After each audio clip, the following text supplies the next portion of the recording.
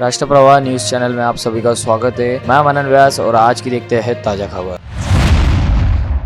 शिवसेना उबाटा के संजय राउत के आरोप को बचकाना बताते हुए उनको आकाशवाणी की संज्ञा दी। राउत ने विधायक बच्चू कडू, किसान नेता राजू शेट्टी तथा संभाजी राजे की परिवर्तन महाशक्ति गठबंधन का निर्माण पैसों के लिए करने का आरोप लगाया था। विधायक बच्चू कडू ने राज्य की सत्ताधारी महायुति सहित विपक्षी गठबंधन महाविकास आघाड़ी पर जमकर निशाना साधा। विधायक बच्चू कडू का कहना रहा कि शिवसेना में बगावत करने हेतु भाजपा ने शिंदे गुट के साथ नजदीकी साधी और अपना काम निकल जाने के बाद भाजपा ने दोस्त बनकर शिंदे गुट के गले पर चाकू लगाने का काम किया। इसके साथ ही भाजपा ने मविया व शिवसेना उबाटा पर भी निशाना साधते कहा कि सांसद संजय राउत एक तरह से ठाकरे गुट के रेडियो स्टेशन है जो उठते बैठते केवल ब्रेकिंग न्यूज देने का काम करते रहते हैं। इसके साथ ही विधायक बच्चू कडू ने यह भी कहा कि उन्होंने सीएम शिंदे को समक्ष अपनी 18 मांगे रखी थी, परंतु सीएम शिंदे व महायुति सरकार ने उनकी एक भी मांगों को पूरी नहीं किया है। ऐसे में अब उन्होंने महायुति से अलग होकर राज्य की जनता को एक सशक्त पर्याय देने हेतु परिवर्तन महाशक्ति नामक गठबंधन को मैदान में उतारा है। महायुति व महाविकास आघाड़ी के खिलाफ पूरी ताकत के साथ चुनाव लड़ा जाएगा और परिवर्तन महाशक्ति द्वारा राज्य की सभी 288 विधानसभा सीटों पर अपने प्रत्याशी खड़े किए जाएंगे। इसके साथ ही विधायक बच्चू कडू ने यह दावा भी किया कि राज्य में अलग मुख्यमंत्री परिवर्तन महाशक्ति का ही होगा।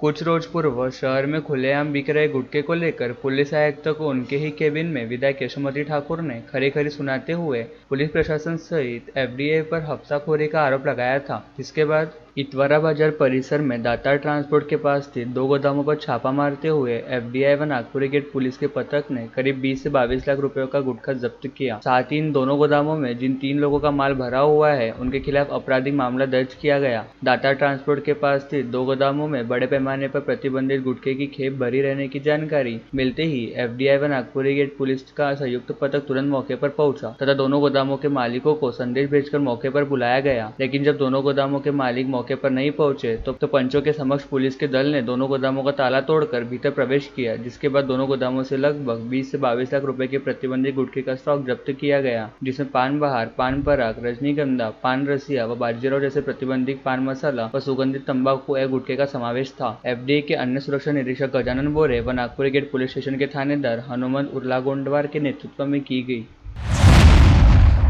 आगामी विधानसभा चुनाव के मद्देनजर वंचित बहुजन आघाड़ी ने राज्य की 11 विधानसभा सीटों पर अपने प्रत्याशी घोषित कर दिए हैं, जिसके तहत अमरावती जिले के धामनगांव निर्वाचन क्षेत्र से वंचित बहुजन आघाड़ी द्वारा पार्टी की युवा आघाड़ी के प्रदेशाध्यक्ष नीलेश विश्वकर्मा को प्रत्याशी घोषित किया गया है। वंचित बहुजन आघाड़ी द्वारा आज घोषित 11 प्रत्याशियों के नामों की पहली सूची में धामनगांव रेलवे निर्वाचन क्षेत्र से नीलेश विश्वकर्मा के नाम सहित रावेर से शमीबा पाटिल, सिंदखेड़ राजा से सविता मुंडे, वाशिम से मेघा किरण डोंगरे, दक्षिण पश्चिम नागपुर से विनय भांगे, साकोली से डॉक्टर अविनाश नाने, दक्षिण नांदेड़ से फारूक अहमद, लोहार से शिवा नारंगले, पूर्वी छत्रपति संभाजीनगर से विकास राव साहब दाड़ंगे, शेगांव से किशन चौहान तथा खानापुर से संग्राम कृष्ण माने के नामों का समावेश है।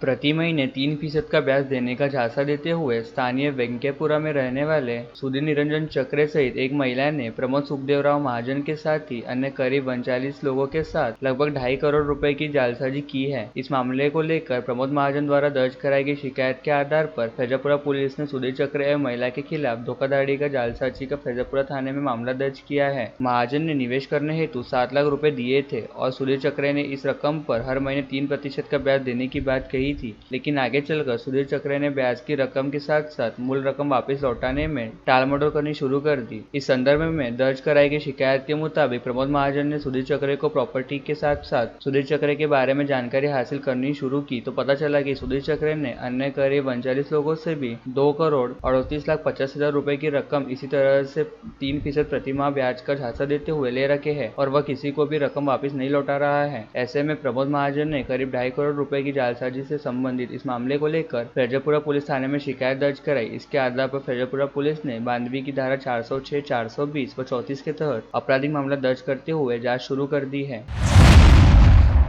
जिला वार्षिक योजना से वर्ष 2022-23 के लिए अभिनव योजना के तहत 35 लाख रुपए की निधि से वलगांव रोड स्थित जिला परिषद माध्यमिक वेदियोचित विद्यालय में उपयुक्त अध्ययन केंद्र क्रियान्वित किया गया। विधायक सुलभा खोड़के के हाथों इस अध्ययन केंद्र का लोकार्पण समारोह आज शनिवार 21 सितंबर 2024 को बड़ी भव्यता के साथ आयोजित किया गया था। इस अवसर पर राष्ट्रवादी कांग्रेस पार्टी के प्रदेश उपाध्यक्ष संजय खोड़के, जिला परिषद अमरावती के मुख्य कार्यकारी अधिकारी Sanjita Mohapatra, Indian leadership for minority association के अध्यक्ष अब्दुल राजीक हुसैन, जिला परिषद माध्यमिक विद्योचित स्कूल कमर इकबाल और अन्य गणमान्य व्यक्ति उपस्थित थे। इस मौके पर विधायक ने फीता काटकर अध्ययन केंद्र का लोकार्पण किया और छात्रों के लिए ज्ञान का भंडार खुला किया। इस अवसर पर निंदा हाई स्कूल और जूनियर कॉलेज के principal Mazhar Sufi sir, Jameel colony municipal high school और जूनियर के principal college Saeed sir, secular art junior college के professor Aqeel sir, Irfan sir, Urdu teachers association के संभागीय अध्यक्ष गाजी दायरोश, Sanaullah Khan sir, Nadeemullah sir, Abrar Mohammad Sabir, Afsar sir,